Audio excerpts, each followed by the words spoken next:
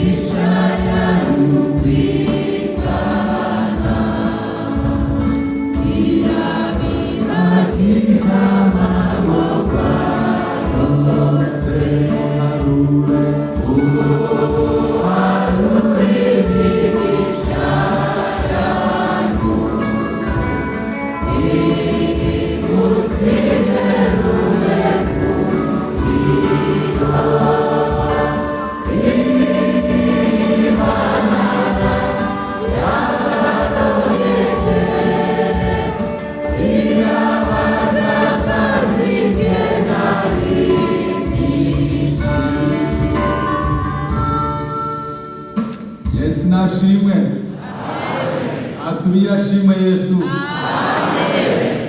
Usanga muinezerewe Yesu abaho umugisha mwese. Amen. Kwakira umugisha w'Imana ni byiza. Turanezerewe muri kino gitondo gusubira gukoranira hamwe kugira ngo twumve icyo Imana duteguriye kandi birahari.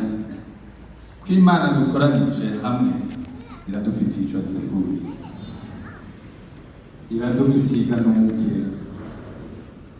mbega muriteguye kuryakira Yesu n'abahezeke.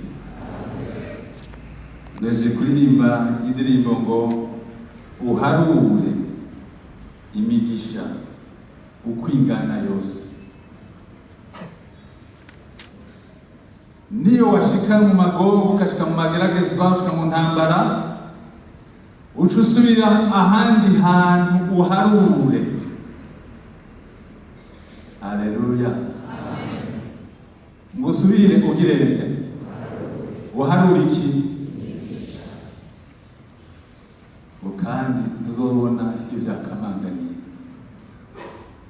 Yesu nashimye. Dusome ijambo ry'Imana.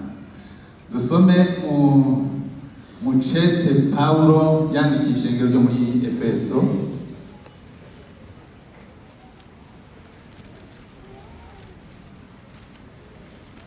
gatanu ku murongo wa 20. Yesu nashimye. Gatanu ku murongo wa 20 duca dusoma cete ca mbere Paulo yandikisha ishengero ry'i Tesalonike gatanu no ku murongo wa 18. Duhere Abanyefeso gatanu ku murongo wa 20. Duhere ku 19. Mubwiyane zaburi n'indirimbo n'amatazirano y'ivyampwemu, muririmba mucurarangira umwami wacu mu mitima yanyu. Imana data wa twese muyishimire byose iminsi yose mu izina ry'umwami wacu Yesu Kristo, tugende hariya chapter ca mbere Pawulo yandikishije muri Tesalonike 5 ku murongo 18 haravuga ngo duhere kuri 17 musenge udasiba mwame mukenguruka mubingana gute kuko ico ari Imana bagomba ko muri Kristo Yesu muvuge muti amen. Tugiye kuvugana ku ijambo ryo gushima. Bibiliya iratwereka iri jambo haba mu itanguriro kuva mu isezerano rya kera no mu isezerano rishasha,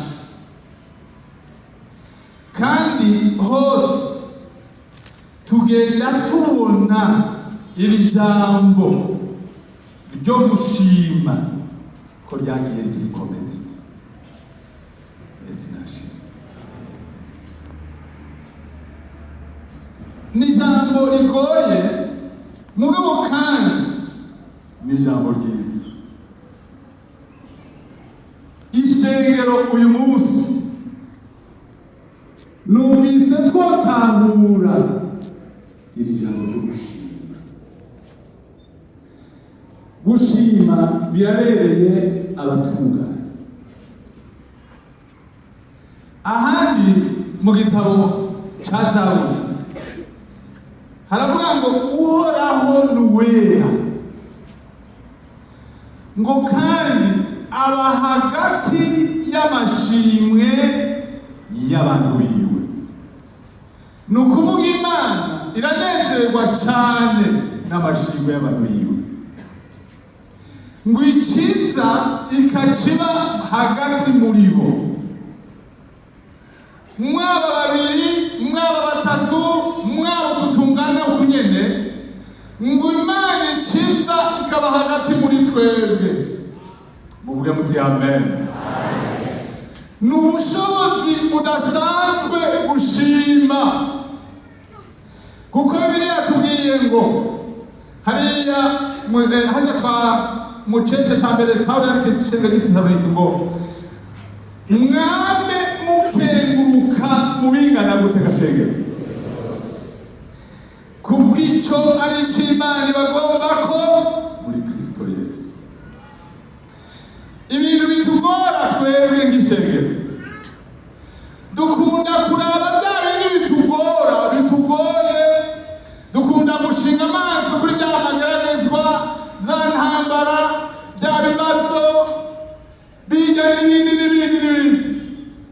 Mugabo uyu munsi reka mpemu yerasubira twibukira ijambo ryo gushima. Gushima birabereye gushima birabereye abatunganye,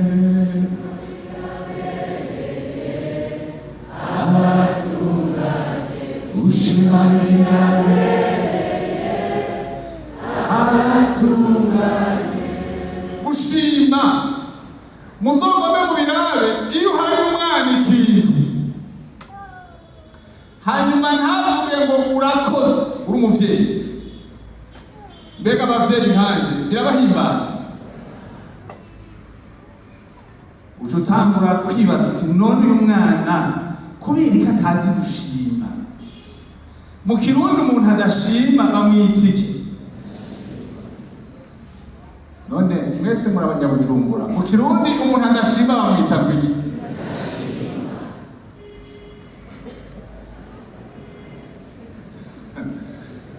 Ko murazana mwavuga intashima mwavuga ingayi nico kimwe, kandi nibaza kwitwa ingayi si ikintu ciza kweli. Gushima ubundi niwe yavuze ngo umugabo umwe yagiye gukorera patiri, aramukorera hejeje, patiri aramuhemba. Amuhembye aca amubwira ngo urakoze urakoze urakoze. Hambavu ya patiri hariho igiti cy'umucungwa. Patiri rero bacarangura umucungwe acabunugira wa mugabo ati akira kushimye. Uko amunugira akavuga ngo urakoze pati. Uko agenda aravuga patiri akamura akamunugira. Erega igiti cyarushe kirahera kubera uwo mugabo avuga ngo urakoze pati. Nariyumviye kuri iryo jambo none tweho ko bikwiye ko dushima umuremyi wacu Imana data wa twese. Pawulo yavuze ngo itimanye umwana wayo izowurite ngo kubirana kutugaburira ibingana gute murinde muvuge muti amen. Yesu nashi Yeherabare. Kandi iyo umuntu ashimye kenshi uba wongeje harya. Umugabo umwe niwe yagiye mu kazi kamwe akaba avuga ngo naha mpemba make databuja ndakunda kajamba akunda kuvuga ngo merci beaucoup. Urumva amuhemba make mugabo kubera ko kantu ngo merci beaucoup ya Yes. Hariho ibintu Imana itubikiye, hari ibintu binyegeye abantu b'Imana. Twubahuke dushima Imana. Gushima harimo inkomezi. Haleluya haleluya. Ndibuka Yesu ari kumva aho Lazaro yarajyanye. Sinza kuvuga biriya byose bashyikiriye n'abandi. Muvuge muti amen. Ndagushima data ko wamunyumvira. Ndagushima ko wanyumvirije. Ndakwifurije kumvirizwa uyu munsi. Ngo narisanzwe nzi kunyumviriza. Ngo mugabo kugira ngo aba bantu turi kumwe batumva bashobore gutahura. Yesu nashimye. Haleluya haleluya. Wigisha abana bawe gushima nk'uko Imana igomba ko tuyishimira muri byose. Hariho abantu b'ingayi naho ukorera iki adapfa yarashimye.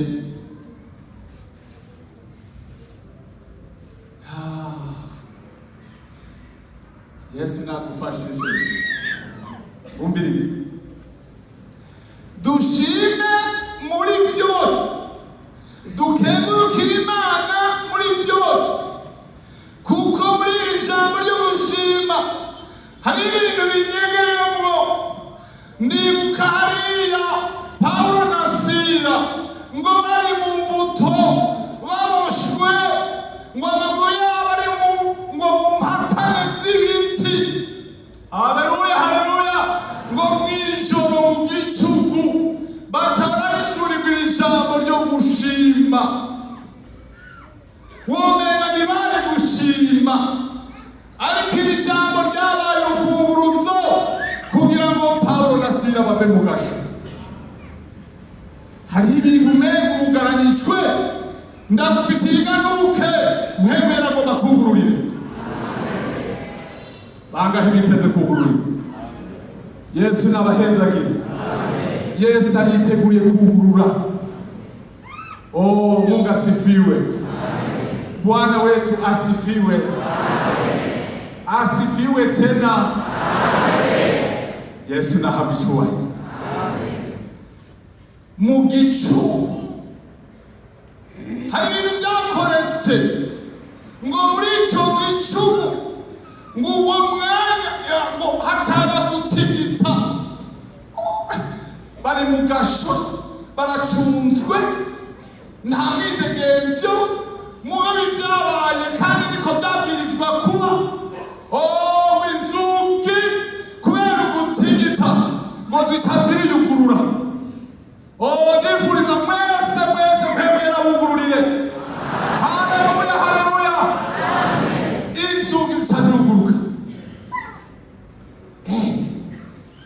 ibyakoretse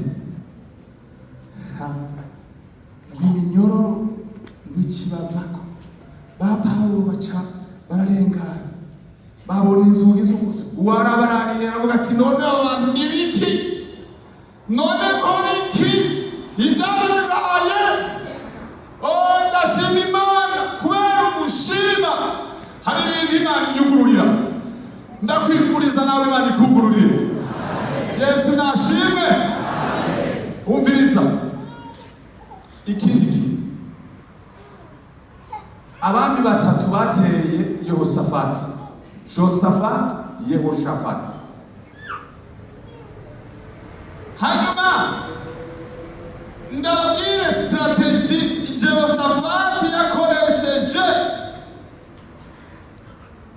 muntega amatwi mundabe kandi mwese aho usanga abantu bakoresha amatelefone hanyene mundabe mwese umvirize acaravuga ngo ikintu gishobora kunesha abandi batatu nuko shiraho abantu bajejwe kuririmbira Imana no kwishimira muvuge muti amena acashiraho abantu bo kuririmbira Imana no gutazira Imana Yesu nashimwe Yesu nashimwe ngo abo bantu baca baja imbere uwo mwanya ingabo zari zije kumutera Bibiri tubwira ngo baciye basubiranamo murumva ivyo bintu gaye ngo baca bagirana basubiranamo baricana baramarana ubwoba bwari bwamutekeye Yehoshafati mugabo rero Imana imuhishurira ibanga ryo gushima ndashima Imana iduhishurira ibanga ryo gushima Yesu nashimwe muvuge muti amena irindi banga rero nuko mw'ijuru tuzokwama dushima ndakwifurije kuzoshikayo mvuze ngo tuzohora tubirane zigo muraririmba wapi kweli tutaimba Mungu asifiwe Mungu asifiwe kandi nituzoba turiko turavuga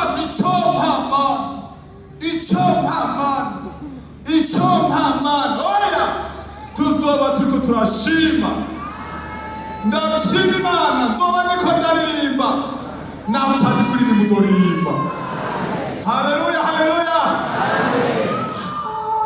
mbega ugomba kuzoririmba irya kangahe yose uzoyaririmbira rimwe korale senga barakaze wazoririmba yose none yose nangahe yose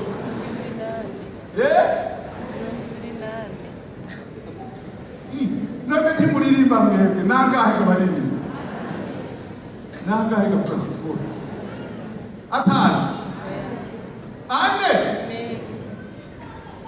12 oya wohora rengeje da 12 oya mugabo ndakufitiye iganuki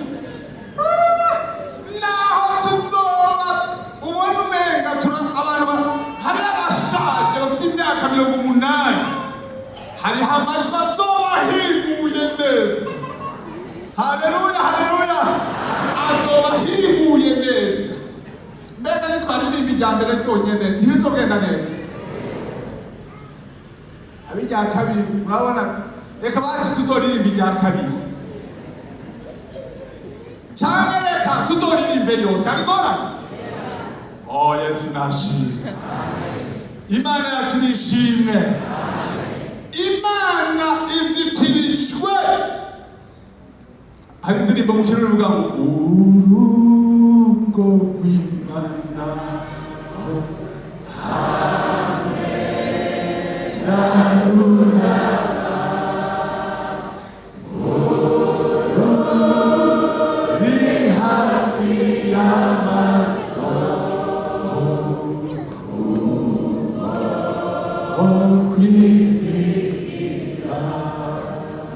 hari urugo rukikije Imana haleluya urwo rugo rukikijwe si rw'amatafari rukikijwe n'abamarayika, rukikijwe n'ibinyabugingo, rukikijwe n'abakuru, abamarayika amaelfu n'amaelfu.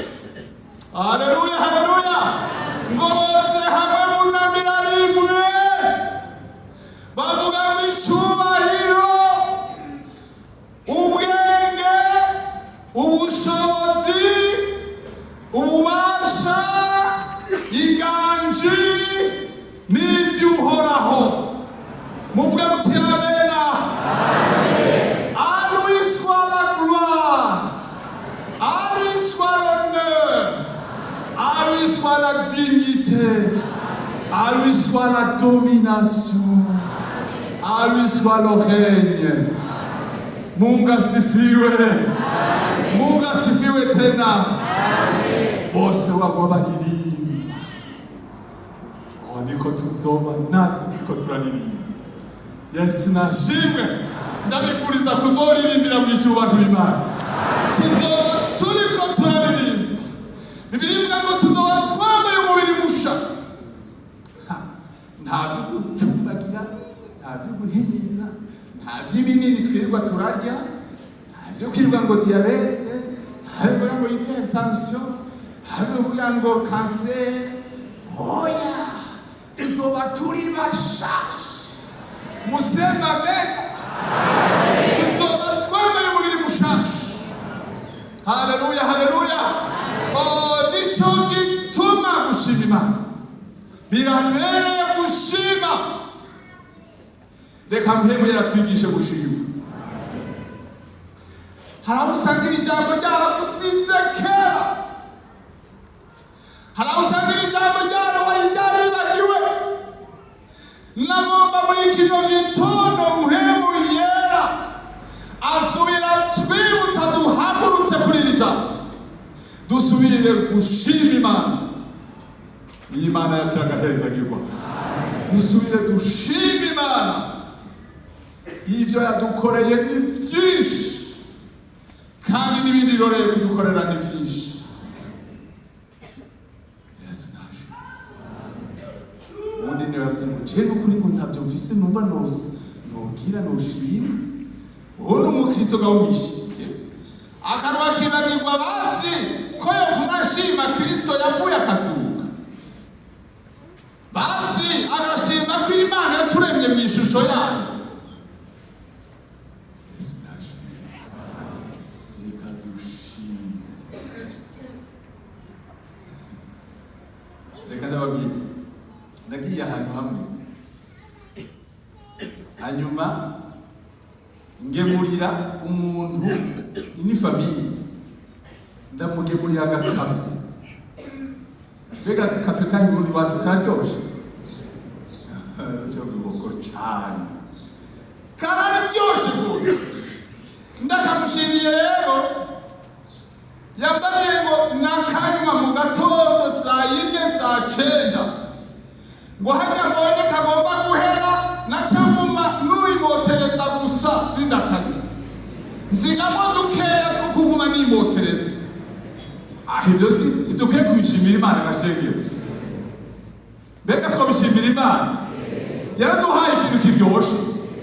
Haleluya, haleluya. Reka basi ndababwira ikintu. Twajyanye n'umuntu bamubwira ngo uzo tugemurire ubuswage n'umukeke. Mbuzi iki gashengero?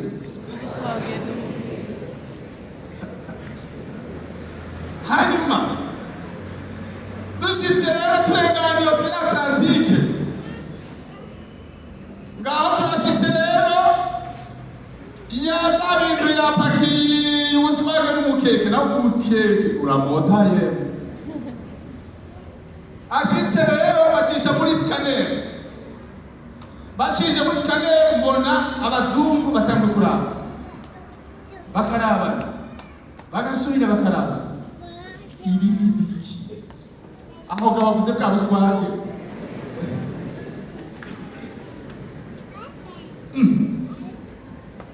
Bo, iyo sakoshi narengana. Kandi twari dushitse ga. irenganye baca barahaguruka rero abapolisi baraza baca bazana zambuka hariho imbwa rero usanga muri aeroport ewe zambuka zirazunguruka ya sakoshi zirazunguruka zimotereza bwa buswage na wa mukeke umuzungu rero aratinya kugurura ya sakoshi ati je nkayugurura ibara riragwa mumviriza aca aratinya bakaraba bacabwira nyene bati kugurura wowe bakura bwa buswage baca ibi ni biki ibi ni biki aho kakuzanira umunsi wovuga ngo ibi ni biki wewe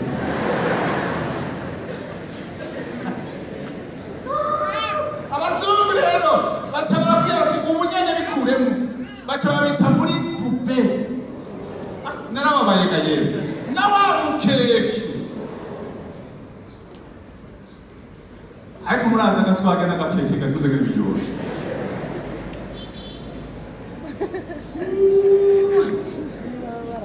ntaco ariko dushima Imana ko yaduhaye ibintu biryoshe na twebwe mbega twabishimira Imana gashege ehe dutarika amaboko dushimira Imana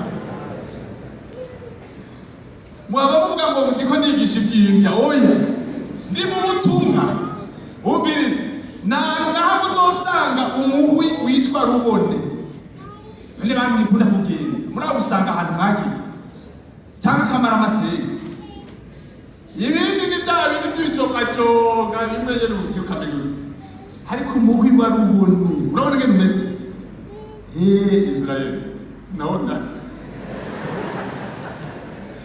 haleluya haleluya umuhwi hari ibintu vyiza dukwiye gushima Imana yaduhaye Yesu nashimwe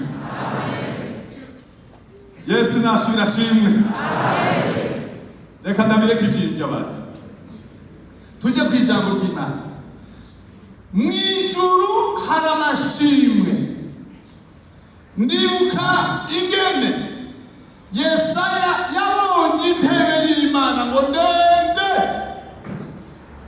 haleluya ngo ayibona ari ndende ngo impuzu yiwe ikasaye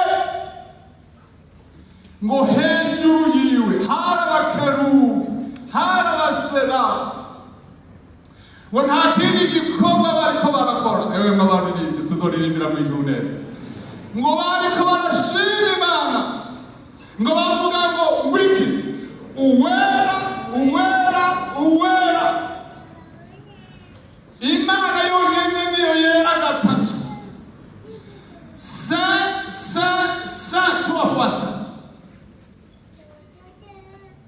Yesu nashimwe bariko baririmbira Imana ngo irera irera irera ahandi mu byahishuriwe Yohana bavuze ngo birakubereye birakubereye birakubereye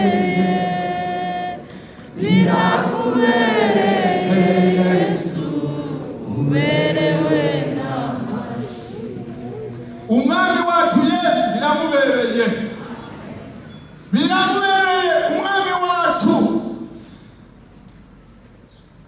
izina ryiwe izina rya Yesu Bibiri ivuga ngo ni izina rirengeye ayandi mazina yose ngo kandi iryo zina twese ab'ishengero n'ibyaremwe byose duhaguruke turishime kuko iryo zina niryo ryaduhaye agakiza turi mu gakiza kubera iryo zina kandi iryo zina niryo rizodushikana mu ijuru niryo rizodushikana ahantu hakikije intebe y'Imana tuzoba turimo na twebwe hamwe n'abamarayika Yesu nashimwe naho byo kugora naho uri mu magorwa mu marushwa mu ntambara rema ejo ni heza haleluya ejo aho kera nitwaramuka tuduze ikirere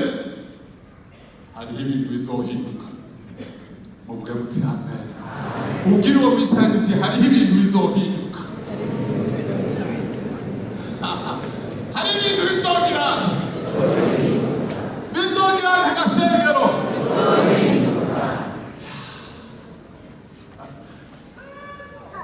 Yesu nashimwe. Hari ibizohinduka. Fini. Nta bigandaro bizosubira kubaho, nta kubura kuzoba kuriho, tuzoba turaba jeune. Mvuze ko tuzoba turaba ki? Abajene. Kumenga mwebwe ntimuvyemera, muzoba muraba ki mbere? Vyakweli? Tuzoba twese turaba ki gashengero? Tuzotambuka. Tudefile. Oh, Yesu nashimwe. Ega hano ko ntabishobora. Iyaba ndabishobora neza nari gutambuka. Mugabo sintambuka, sinotambuka muko tuzotambuka. Yesu nahabwa icyubahiro. Hari umutamakazi umwe, umutamakazi w'imyaka 90. Umukirisi wanje narongoye. Hanyuma iminsi yose yamabwira pastor, iminsi yose ngumando utanja ijuru. Ngumando tumuntu aza kuntora, n'uwo muntu aba yambaye ikiganyogo, yaba yambaye impuzu zera, ngo akaza agahagarara hejuru yaje. Uwo muntu aramuroreye. Erega twebwe hari bituroreye. Yesu nashimwe. Umunsi umwe hari bituroreye, hari mukomota umunsi umuzoza mu giturumbuka cyane uburyo busanzwe. Hari umukobwa tuzonjana nawe, hari umukobwa tuzogirana. Bibiri ivuga ngo umukogote waka umuriro. Yesu nashimwe. Hari imigabo zizotujana. Haleluya, haleluya. Oh, Yesu nashimwe. Tuzorba turabanje. Ibintu by'imyaka bizoba byahindutse. Bibiri ivuga ngo tuzoba twambaye umubiri uwo mubiri udasaza. Yesu nashimwe. Asubira ashimwe Yesu. Nico gituma mukurangiza umuntu ashima Imana akwiye kuyishima yambaye ukwera, impuzu zera derere. Imana ikakubona ko wambaye neza, Imana ikakubona ko ushagije. Yesu nashimwe. Ukaboneka ko atanasembura, ukaboneka ko atabarabada. Imana izocinezerwa ice yururuka huri gusange. Haleluya. Izociza gusange n'ubwiza bwiwe. Imana ibahezagire mwese. Uragomba kwiyeza uyu munsi, uragomba gushima Imana wambaye ukwera no kugororoka. Yesu aragomba biguha uyu munsi, ariko banze wiyagura icyaha cyose. Imana ntihimbagwa n'umunyabyaha, ihimbagwa n'uko umunyabyaha yihana akambara impuzu yera derere, akayigororokera, akarorera uwo munsi uko tuzokoranira hamwe, imiryango yose, amahanga yose, ibihugu byose, dukorana imbere y'Imana dushima Imana. Abumvise amajambo y'Imana mwese Imana ibahezagire. Tuname dusenga Imana. Urimo kaze Yesu akuhagira gutosora, ukuremo utwo tuntu, akamemere ibyo bintu byakujye gushima Imana, ibyo bintu byakubereye nka obstacle. Ngwino tumusenge. Ibyo bintu byakubereye Imana bikubuza kubona Imana neza. Ngwino kwa Yesu, ngwino kwa Yesu. Uharuri imigisha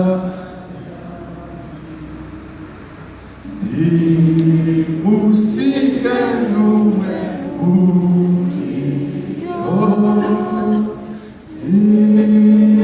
Imana yaro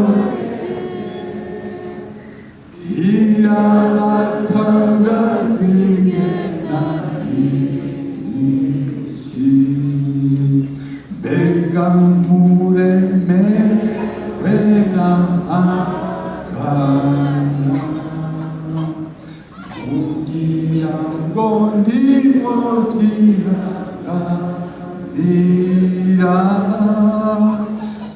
uharu bigisha muririmba ndimome iyo yakamanga iye warure uharu bigisha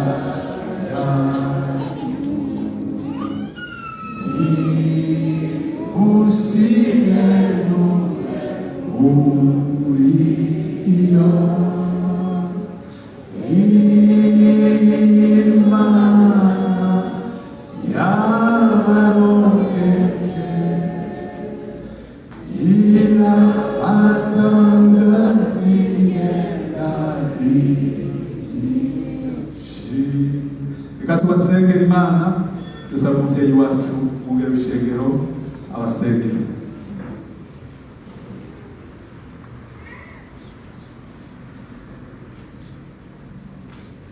Reka dusenge Imana. Mwami Imana data wa twese, turagushimiye kuri aba bantu bawe mwami baje imbere yawe baciye bugufi. Turagushimiye ko umuntu wese yahagurutse afise ibimugoye. Twumvise ko ubera n'amashimwe, twumvise ko ukunda abantu bagushima, ariko kugira ngo umuntu agere ku rugezo rwo kugushima nuko aba yaritandukanije n'ibinyuranye n'ubugombe bwawe. Ntawaba ari mu byaha, ntawaba ari mu bibi, ntawaba ari mu bintu binyuranye n'ibigomba ngo yongera gushime. Nico gituma rero aba bantu bamaze kumva ko bibereye gushima Imana, baragomba kubanza kwitegura, baragomba gutunganya ubugingo bwabo, baraciye bugufi. Amaraso ya Yesu Kristo nabeze, amaraso ya Yesu Kristo abeze, amaraso ya Yesu Kristo abeze, mu izina rya Yesu Kristo ubuhagire, mu izina rya Yesu Kristo imbabazi zawe zimanuke zivuye mu ijuru. Yesu wibuke igikorwa wakoze i Golgotha. Haleluya, haleluya. Uravuga ngo gucungura abari mu isi birarangiye, warabivuze ko birangiye. Abantu ariko bashishikaye gucurumba, ariko baraciye urubanza rw'icyaha i Golgotha. Waramanutse n'ikuzimu uremeza Satani, waramanutse n'ikuzimu urugurira abera bari mu ikuzimu, ubimurira ahantu hejuru ho mu ijuru muri paradiso. Baraturorereye tutarashikayo, hari ikitugora, tutarashikayo hari ibitwanduza, tutarashikayo hari intambara ya Satani.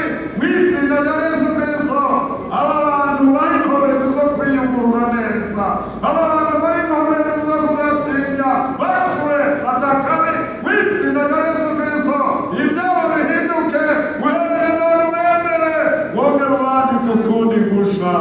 Urakoze Mana kubagendeye, urakoze kugendera ishengero muri iki gitondo.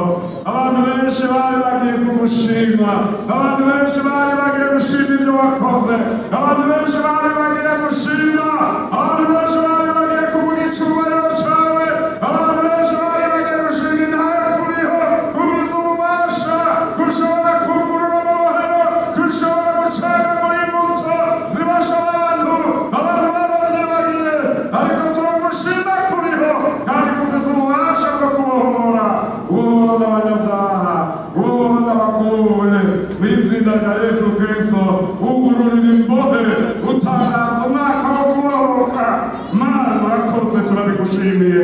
Nabo tubashize mu maboko yawe, bagirire imbabazi kandi ubemere ntibasubire kugenda biraburaniwe. Natwe tubasengeye gutyo mu izina rya Yesu Kristo umwami n'umukiza wacu, amen. Imana tugusenge. Wigiga Imana iki kintu gituma amabohero yuguruka, iki kintu n'abapfuye bashobora kuva mu mva, iki kintu gishobora kugurura inzugi. Nanjye ndagomba Mana untera iteka uyu munsi, ukaba wifuza iki kuboko tugusengera Imana. Reka dusabe hano umugere wa kabiri nawe nyine basengera Imana. twese uri mu ijuru, turagushimiye ijambo ryawe ryaje kuduhembura mu mitima, ryaje kutubwira iby'Imana igomba kwihanga ryayo. Turagushima yuko ubereye amashimwe Mana, kandi ijambo ryawe ryadukebuye yuko dukwiye gushima muri byose. None Mwami, twifatanije n'ababene data bose bahagaze badugije ukuboko mw'ijuru mu kugushima, kandi muri uku gushima hariho n'ukongeza no gusaba. Hariho imitwaro iri hagati yacu, hariho ibibazo bidasanzwe, hariho amageragezwa yiziziye bene data. Uyu muntu Mwami adugije ikiganza, hari icyo ariko arakubwira kuko ijambo ry'Imana ritubwira ngo bibwire Yesu. Umutege ugutwi umwumve, wumve gusenga no gutakamba kwiwe. Mwami, ubushobozi bw'Imana bwururuke kugira ngo umuntu agwaye yamaze kubona ikiganza c'Imana ko gikiza kandi akabyizera, byongere kumubera nk'uko avyizeye uno munsi.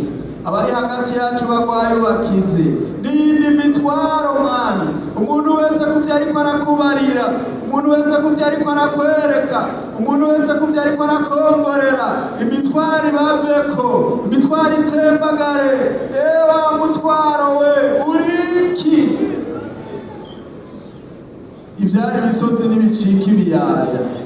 Ahari ibibazo nihaboneka inyishu, ahari ukwihabura nihagaruka ivyizigiro, ahari ukuganya nihaba amashimwe. Umuntu wese adugije ikiganza, umuntu wese ahagurutse agenda yizeye yuko ari ico Imana igiye kumukorera, agenda yizeye yuko ari ikiganza c'Imana kigiye kumukorako, agenda yizeye yuko ibimenyetso n'ibitangaza bigiye gukoreka mu buzima bwiwe. Urakoze Mwami, cane cane abantu bawe bagushime muri bito na binini, bamana amashimwe. Urakoze ko ibimenyetso n'ibitangaza bikoreka hagati yacu, mu izina rya Yesu Kristo Umwami wacu, amen. Umuvugishwa Yesaya